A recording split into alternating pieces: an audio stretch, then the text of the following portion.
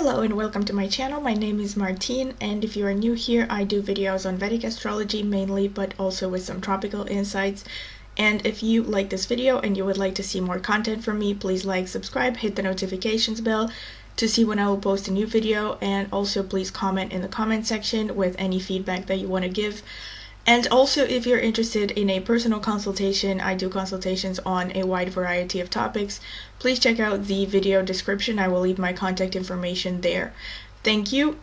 So today's video is going to be about a topic that has been requested several times, namely the Upapada Lagna. Now, for those of you who don't know, who are not particularly familiar with Vedic astrology, Upapada Lagna is a theoretical concept that basically will show you your spouse's chart in theory. So it's basically a more in-depth view of your potential partner, and it gives insight into your romantic relationships and their potential to be successful or not. Now, to a large extent, from my experience, the things that you read from the Upapada Lagna are also shown in the D1 chart. I mean, not identically, not the same things, but what I'm trying to say is that I haven't seen a case where like the Upapada Lagna will show one thing and the D1 chart will tell you a totally different thing about your spouse archetype. So for example, if your D1 chart suggests that you're going to end up with an Aries type of partner or a Mars dominated type of partner, you would expect that to also be reflected in the Upapada Lagna chart as well. And the reason I say chart is because the Upapada Lagna basically means the Upapada ascendant, and it is just a sign. The way you calculate it is identical to the way that Arudha Lagna is calculated, except that instead of using the ascendant, you use the 12th house sign.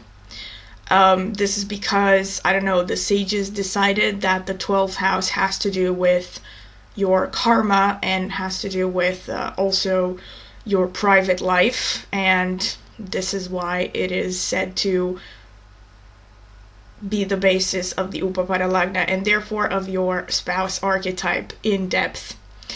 So similarly to the Arudha Lagna, if you want to understand it more in depth, how to calculate it, I suggest that you watch the videos on Arudha Lagna that I have made. I made a short one that describes exactly how to calculate Arudha Lagna with the exceptions and everything. But if you don't want to watch those videos, you are most likely going to understand how to calculate it once I get to the examples at the end of this video, basically. Okay, so to get straight into it, the Upapada Lagna, right? So you calculate it from the 12th house of your natal chart, based on the ruler of the sign that sits on your 12th house. And there are a few things that are worth looking at when you get this chart, okay? So similarly to the Arudha Lagna, the way you look at the chart from the Upapada is that you just make the Upapada Lagna sign the ascendant, and then you look at, well, where the all the other planets are sitting in. And that's how you analyze the spouse archetype, basically. And it gives some valuable insights that you cannot see from the D1 or the D9. I'm going to be mentioning the ones that I find most valuable and the ones that I generally look at. So the first thing you want to look at is the sign itself. So the Upapada Lagna sign itself will show the nature of your spouse. Planets sitting in the Upapada Lagna, the sign of the Upapada Lagna, will again give more insight into the nature of the spouse. Not so much physical appearance, although sometimes it can also give hints to that, but in my experience it's not really tied that much to physical appearance. It's more like the characteristics, the personality, the nature of the spouse. When you want to look at physical characteristics with regards to the spouse archetype, you tend to see that from the D1 chart and all of the points that I have discussed in previous videos that you can see in my relationship astrology playlist. And okay, so the sign, right? And then you want to look at the ruler of the Upapada. The ruler of the Upapada, the aspect that it receives, the house placement, all of these things can give valuable insights to the nature of the relationship and the status, or better said, the background or the pedigree of the spouse. Pedigree is kind of like, okay, maybe that's a little bit dog referencey, but you know what I'm saying. So basically, you can see whether you're going to have a spouse that comes from a good background, a good family, maybe wealthy, etc. You can tend to see that from the planets that aspect the Upapada Lagna Lord, whether they are, whether it is being aspected by benefics, natural benefics, whether it is aspected by planets in exaltation, or whether they are debilitated. So the theory is that the more malefic influences the Upapada Lagna Lord receives, the more likely it is that you are not going to have a high status spouse. The natural benefics being, Jupiter, Moon, Venus, even Sun to some extent in the Upapada Lagna, because it shows durability. When it comes to the natural malefics, you want to look for Mars, Saturn, Rahu, Ketu. And you also want to look at what the status of these planets are. Are they in exaltation? Are they in debilitation? This will decide the qualities of the spouse. Okay, so this is what you can see from the sign placement and the aspects. The house placement will tend to show the nature of the relationship. So it is said that if the Lagna Lord, the Upapada Lagna Lord, falls into the 6th, the 8th, or the 12th houses, it is generally not a good sign. So it tends to show a lot of bad relationships, a lot of challenges in relationships. Each of these houses has a little bit of a different story. So when the Upapada Lagna Lord falls in the 6th house, it tends to show a lot of conflicts. However, of course, you have to look at the whole chart. You have to look at what planets are sitting there, what planets are aspecting. All of these things will give nuances. So you could go from, I don't know, if Venus is sitting there, maybe you're just going to have a few lovers quarrels every now and then. But if you have like really malefic influence, like a lot of Mars, Rahu, you could be looking at open warfare. Worst case scenario could be that you and your spouse, you're going to end up being enemies. Once again, if the Upapada Lagna Lord falls in the 8th house, it tends to show a lot of massive ups and downs, a lot of transformations together with the partner. It tends to show really tumultuous love life, and it tends to show a lot of massive transformations with the spouse or without the spouse. So it tends to show just a lot of ups and downs, a lot of, difficulty basically staying afloat and keeping your head above the water when it comes to relationships. When the Upapada Lagna Lord falls into 12th house, it simply tends to show dissipation of energy, so loss of relationships, okay? The 12th house is also the house of hidden things, so it can also show affairs. It can show secrecy, secret enemies interfering with the relationship, so on and so forth.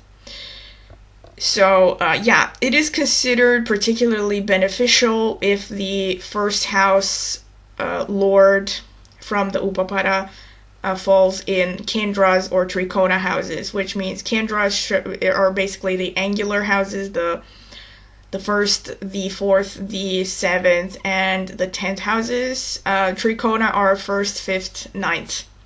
So if they fall into these houses, that's generally a good thing. It tends to add to the overall stability and quality of the relationship, of any relationship that you have.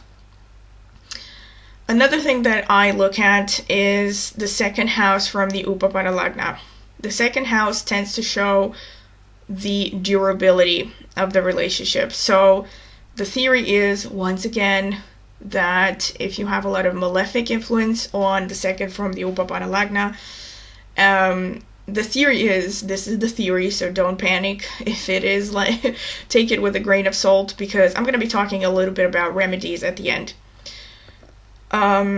Yeah, so the theory is that if you have a lot of malefic influence on the second house from the Upapada Lagna, it tends to show a lot of breaks in relationships, or it tends to show that relationships do not last. The theory being that even if you do your best to make a relationship last, if you have a lot of malefic influence, they will simply break up, like, one way or another. And I say this is the theory because, of course, it's always a game of nuances. And I personally have seen really rare cases where it's like all bad or like all malefic.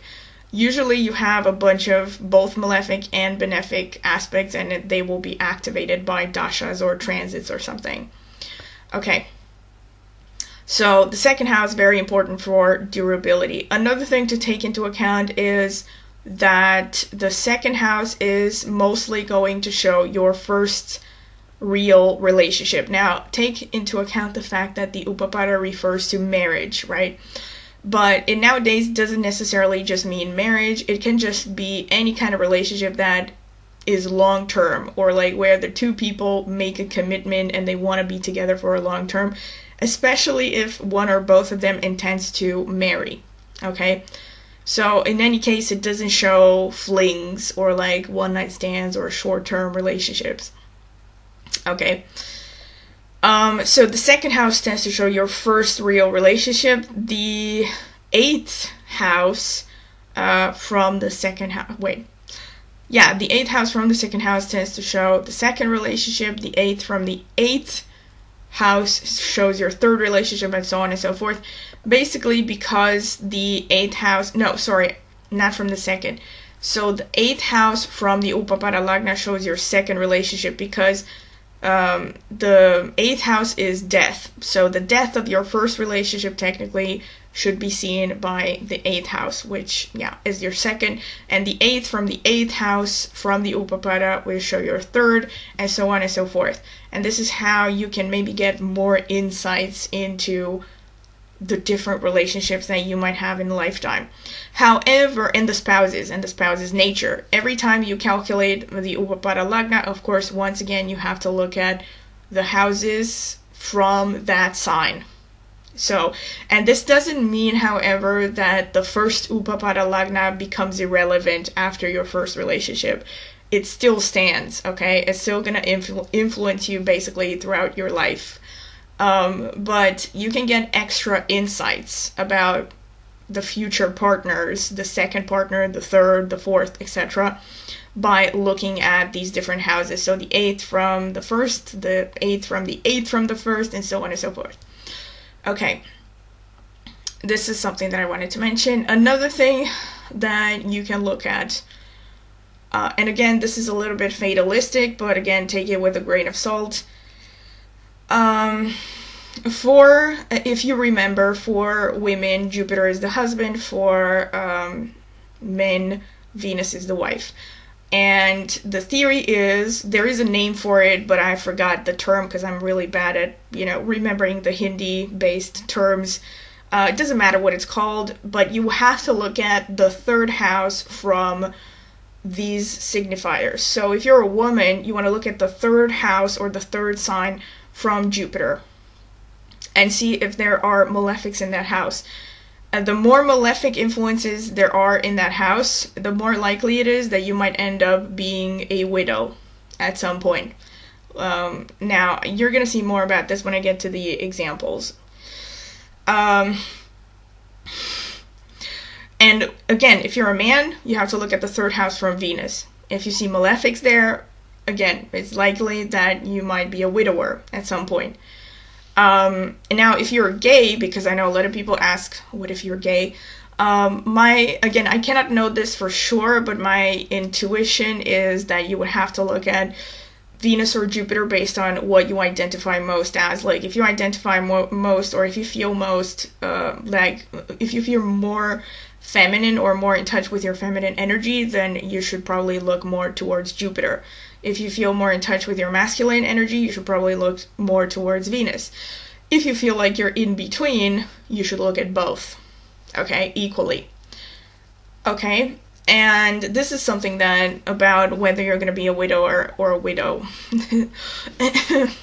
I feel like this is going to be a really kind of a negative sort of thing, but I'm gonna try to fix it towards the end and give some insights and remedies and stuff.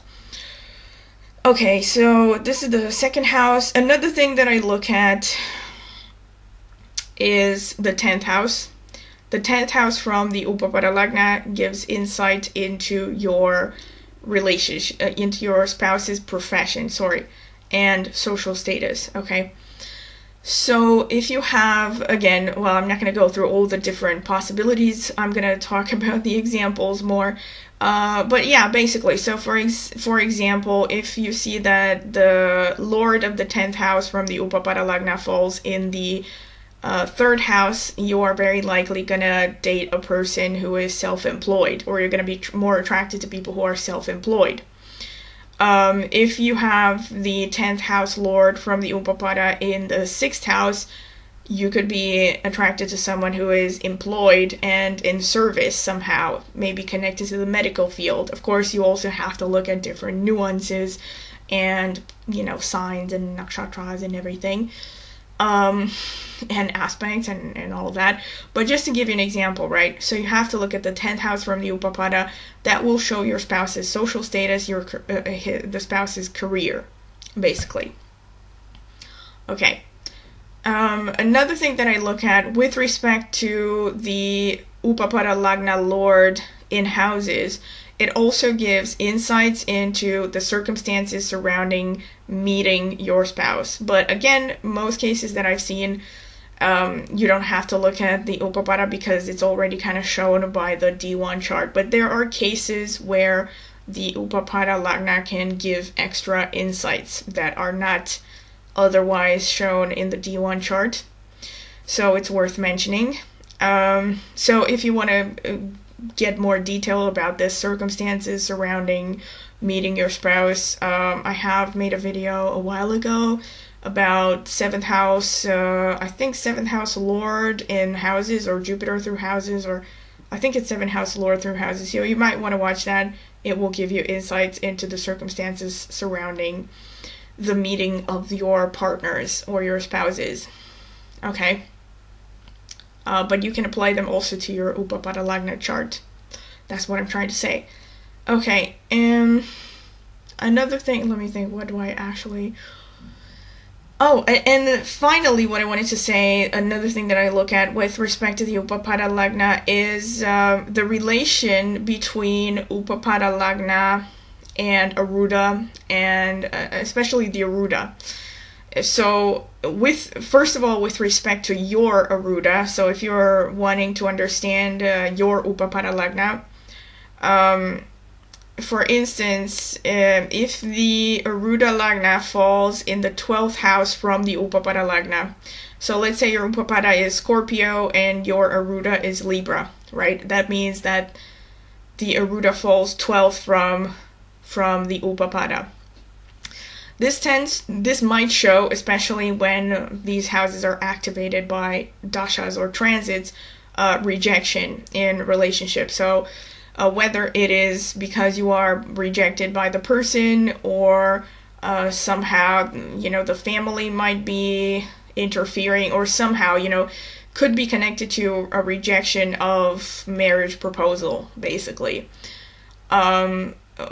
When it's the other way around, when it's the Arudha Lagna, the Upapada Lagna is 12th from the Arudha Lagna, it could be that for some reason, even though you want to get married to a person, you will be forced to reject them. So it could be like, Again, it could be also that your family doesn't approve of them, or it could be some kind of external circumstances that force you to refuse a marriage proposal. Now, of course, bear in mind, once again, that marriage proposal maybe is a little bit too formal. It could also be just, I don't know, rejecting an offer of a serious commitment, like maybe someone asks you to move in together and you decide to break off the relationship. That's something to look at. And another thing that is worth mentioning is that with respect to compatibility, supposedly it's a very good sign of compatibility if one person's Upapada Lagna and the other person's Lagna, or ascendant, fall in trikona houses from one another, or in trine from one another. Okay, that basically means that they're in the same element. So if your Upapada Lagna, again, let's say it's Scorpio, and your partner's Lagna is Pisces, that's a good sign of compatibility. By the same token, if the Upapada Lagna falls in trine with the Arudha Lagna of your partner, it can show a shallow relationship based on social status and appearances, and it tends to speak against the long-term happiness of a relationship. Okay, so because bear in mind the Arudha Lagna is the illusion, right? So it makes sense. Basically, if you're forming a trine with the illusion that another person casts, chances are that inside everything inside meaning intimately between the two of you, you may not be going through the rosiest relationship, but you will be compelled to maintain it for the sake of appearances or for the sake of how other people treat you as a couple. Okay. So these are pretty much the main things that I wanted to mention in general about the Upapada Lagna, things that are worth looking at. And what else did I want to say? So yeah, the potential remedies. So the remedies that I know of are simply to strengthen the second house from the Upapada Lagna, because the second house is supposed to be the house that, in general, also the second house in your own Lagna chart. It shows what nurtures you, right? Because the second house is the house of family of origin when you think about the natal chart. So when it comes to the Upapada Lagna, the second house is, like I said, what sustains the relationship or what sustains the spouse. And you need to look at your second house from the Upapada. This is a remedy if you see a lot of malefic influences on the things that I mentioned before. So it helps if you strengthen the second house sign and the lord of that sign. And of course, if there are any planets involved with the lord of the second house, you also want to strengthen those planets. What do I mean by strengthen? I mean, look for the natural significations of that planet and try to strengthen it. Like, you could also look at things like chakras and which planet corresponds to which chakra and look for ways to strengthen that chakra energy. But also just based on astrological significations. Like, let's say that Mars is one of these planets that rules your second house, or Mars is sitting in the second house of your Upapada Lagna. You want to be more athletic, more competitive, get along with men or male peers or brothers, if you have any, etc. That's the way to kind of strengthen the signification. So that is going to help you mitigate a lot of the bad effects of the malefic influences to the Upapada. And I also want you to bear all of these things in mind because, when I get into the examples, because remember that the point of astrology is to understand things and to make the most of what you have with the knowledge that you are given. So I want you to bear this in mind. Don't be too fatalistic, because the examples that I'm going to be talking about, I'm sure that these people didn't study astrology. So basically what happens is, in my humble opinion, at least based on what I've seen so far, is that the less people are aware of their astrological charts, the more faithfully they will follow the steps of their astrological configurations, because because basically the chart is going to show your natural flow, right? If you're a river sprouting at the top of a hill, the chart will show your trajectory. If you don't do anything to change that trajectory, that's how it's going to flow. Or at least that's how I see it, right? So this is why it's important to study your chart to understand tendencies. Okay, that being said, I'm going to get into the examples now.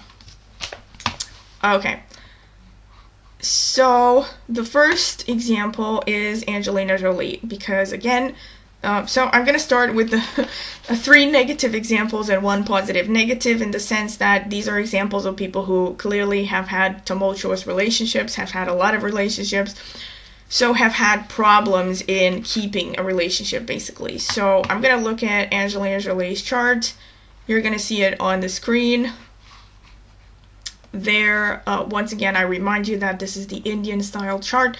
The signs are shown by the numbers towards the inner corners, and there on top of the houses, I have painted the Upapada Lagna and the houses with respect to the Upapada, towards the middle of the little rectangles there.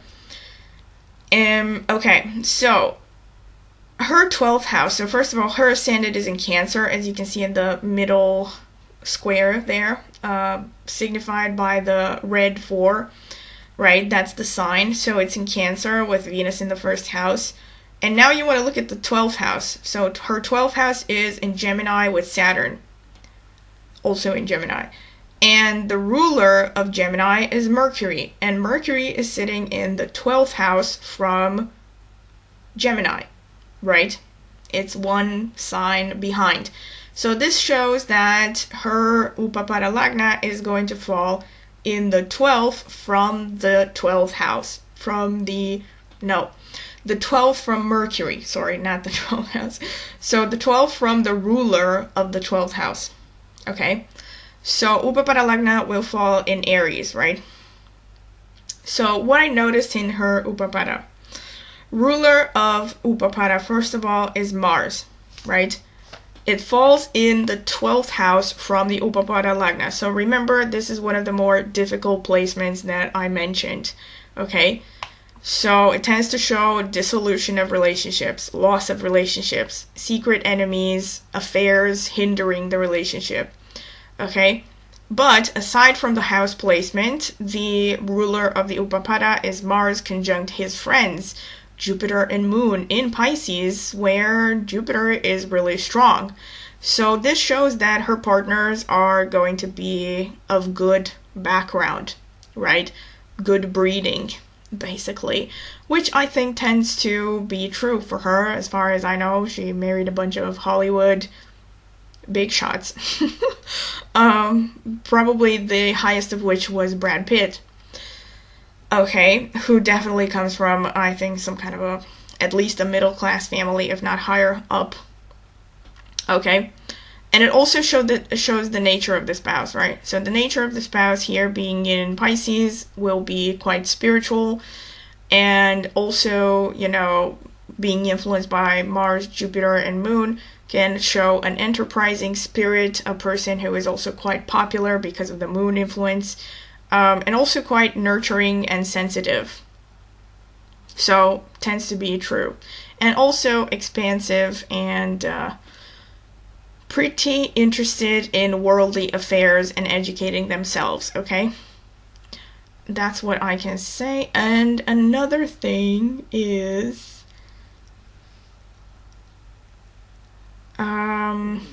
the 10th house from the Upapada Lagna is in Capricorn, as you can see there.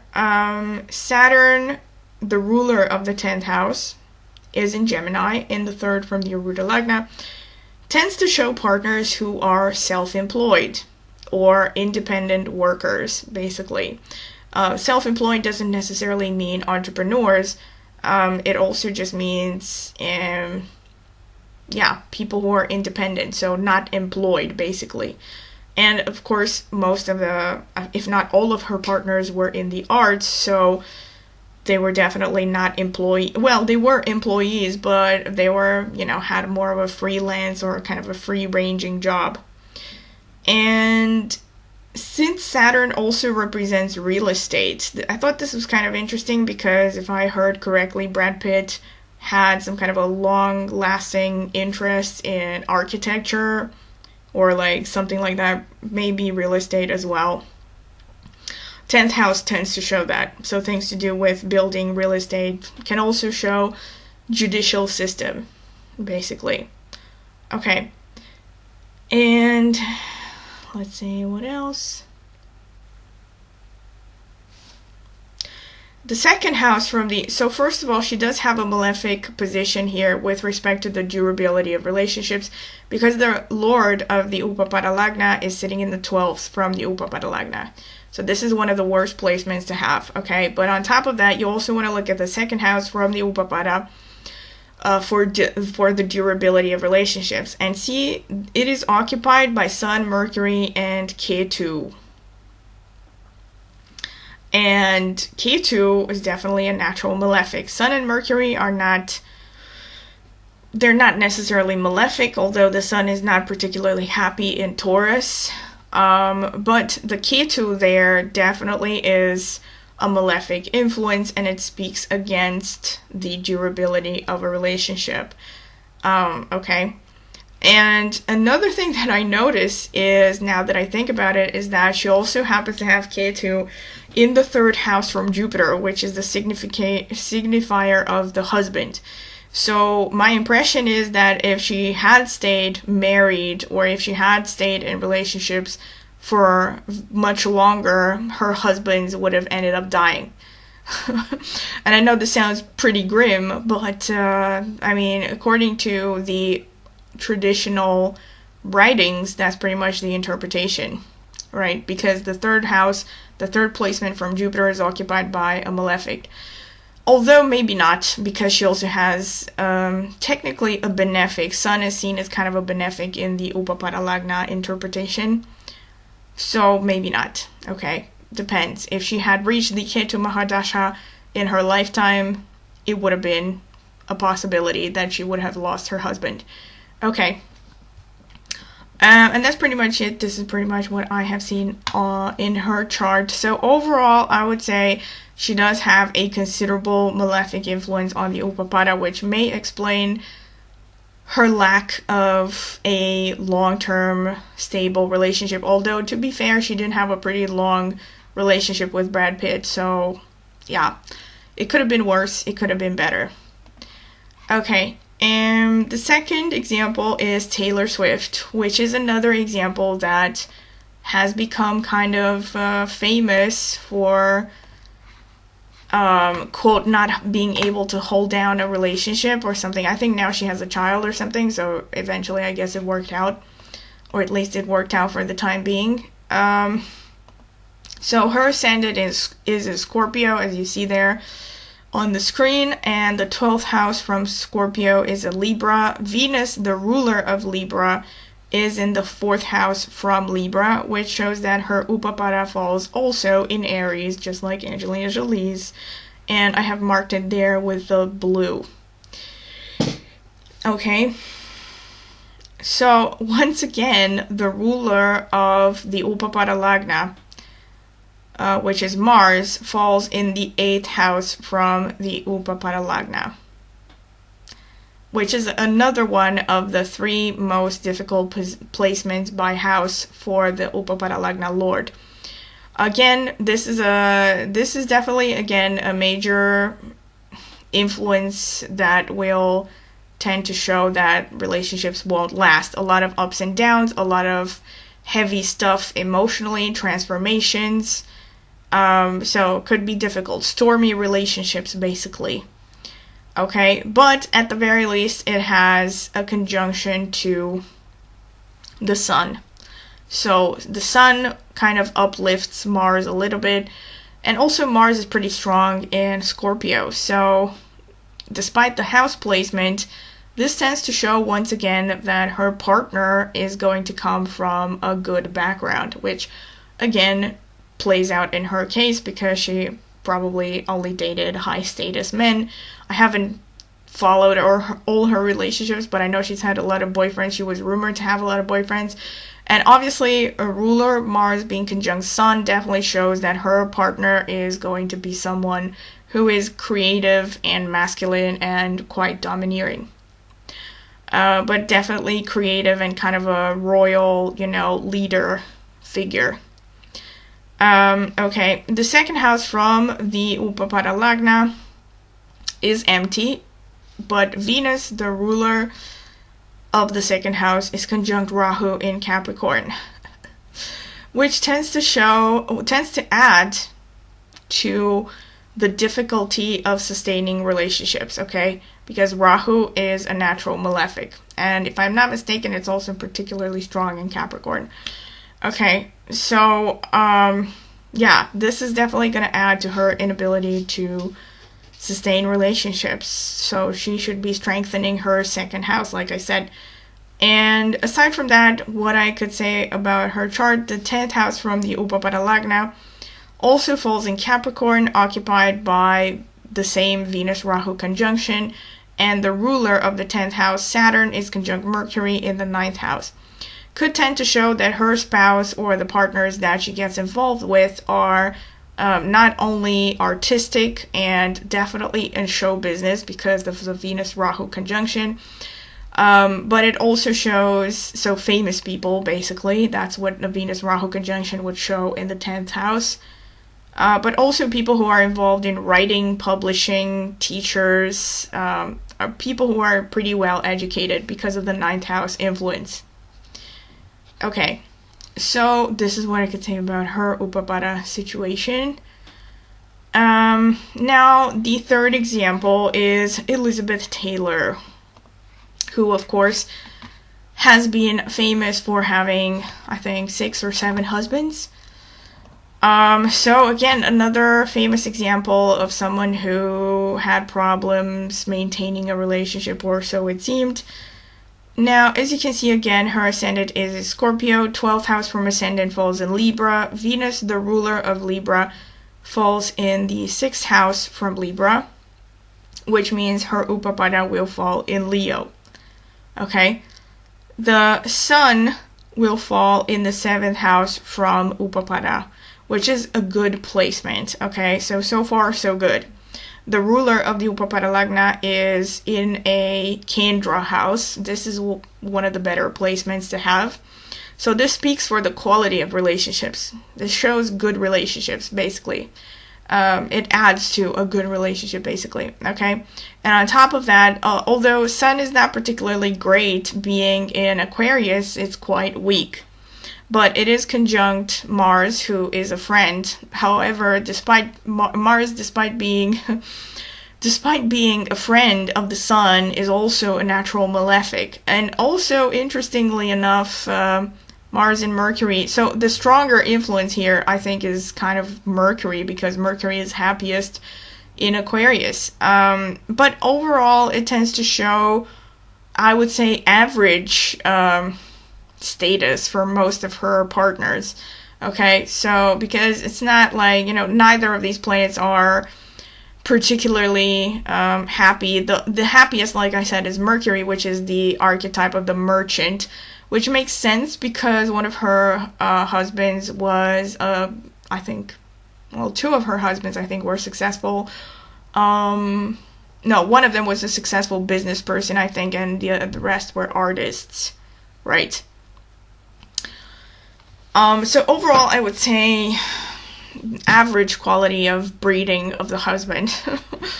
Overall, okay? So it's not exceptional. If one of these planets had been exalted, I would have said, oh my god, like, she was meant to marry a billionaire or something, but not really. I mean, considering her background and her life, I would say her husbands are likely going to be around the same level as she was. Okay, that's basically what I'm trying to say.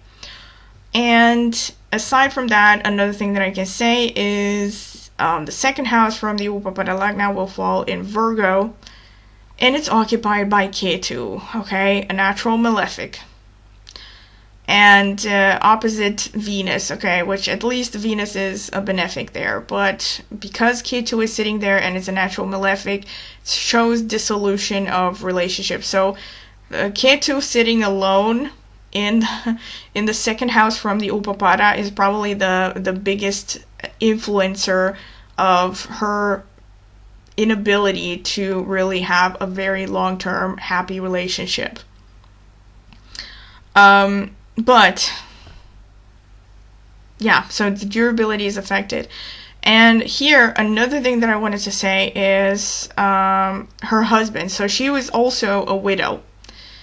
Her third husband, Mike Todd, the one that I remember, I think was a business person or a producer or something. He was someone who was quite business savvy.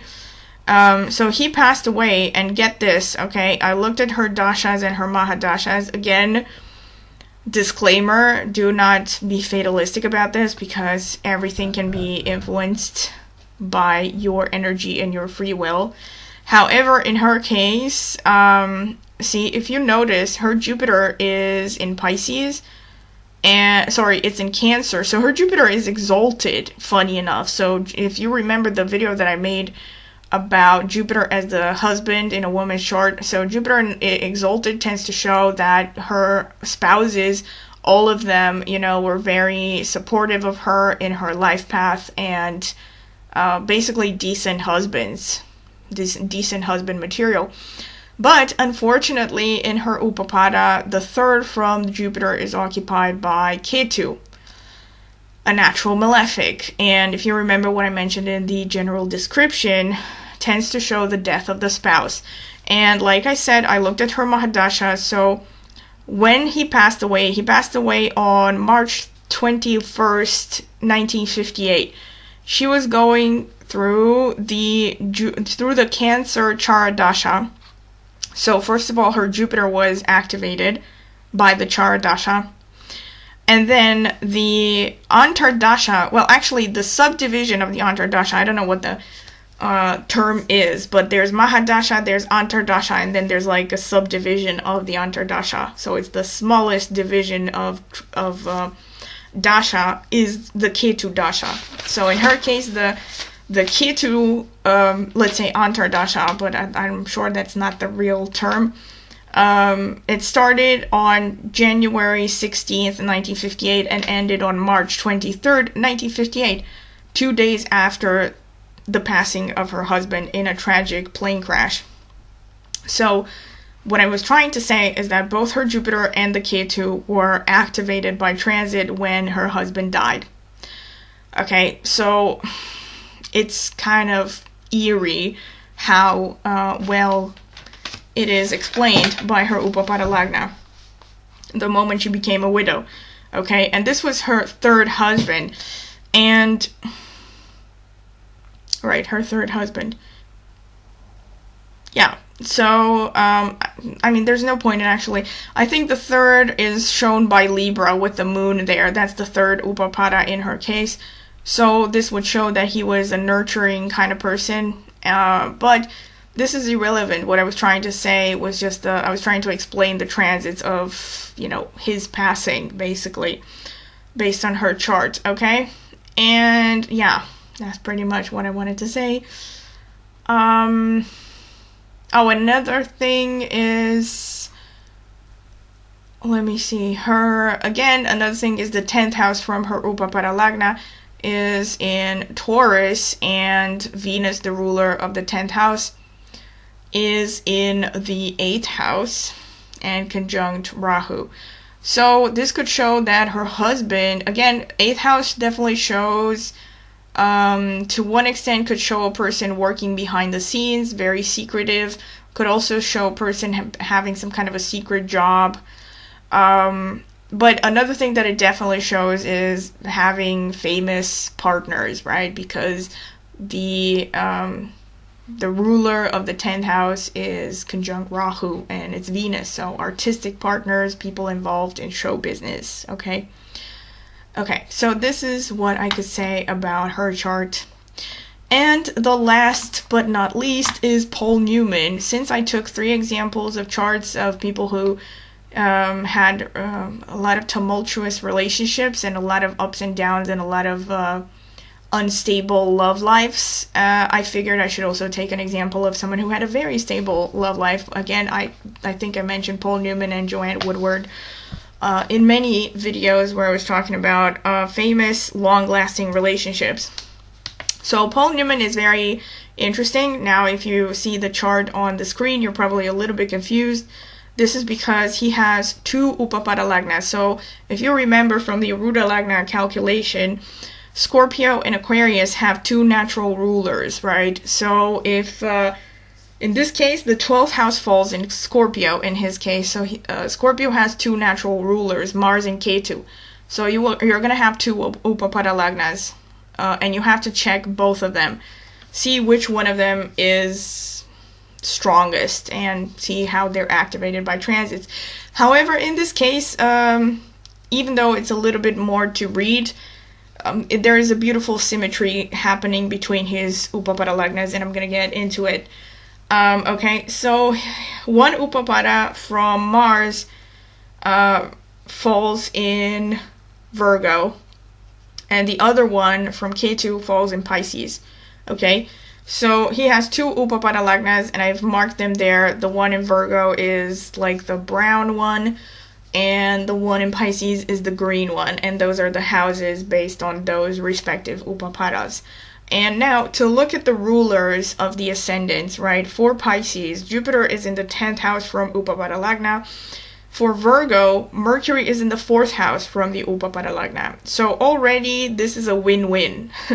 Whichever way you look at it, his Upapada Lord falls in a Kendra house from the Upapada Lagna, which is a strong indicator of a high quality and durable relationship. Okay, now the 2nd house from the Upapada Lagna, for the Pisces Upapada, shows Mars in the 2nd house in Aries. So this is against durability, an opposite Saturn. So you have 2 malefic here, 2 malefic influences on the 2nd from the Upapada. Malefic influences tend to speak against durability. But for the Virgo Upapada Lagna, again, there's a symmetry. So from the Virgo perspective, the 2nd house from the Upapada is occupied by Saturn opposite Mars, right? So it's a mirror image.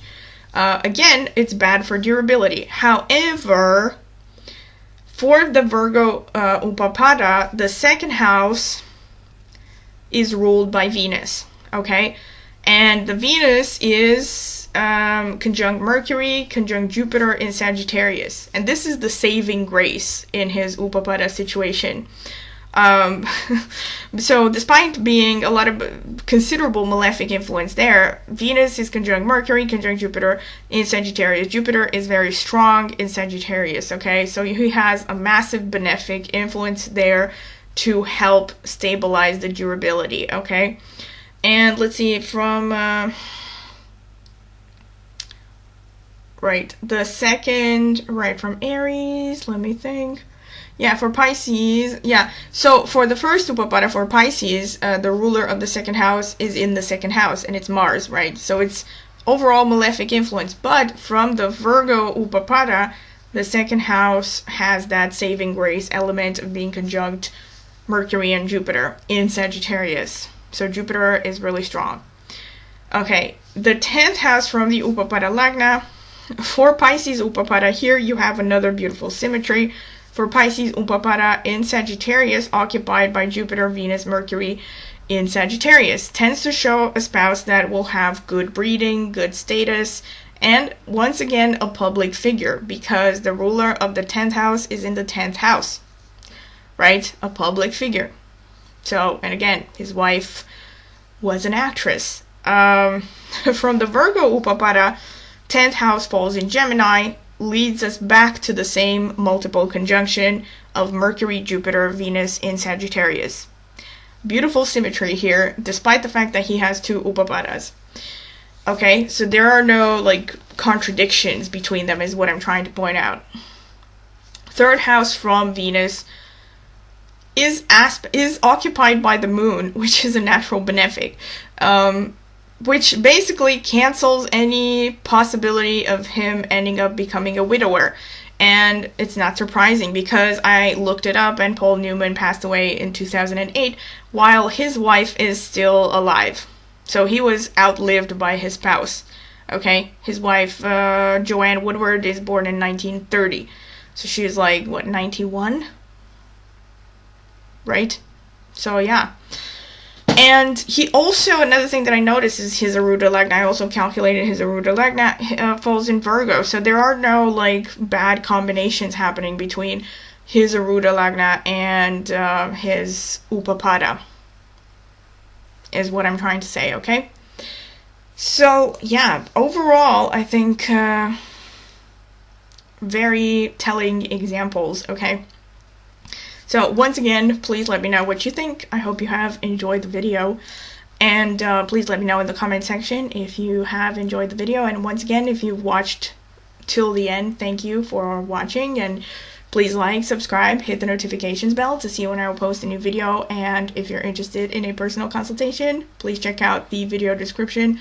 I will leave my contact information there. Thank you.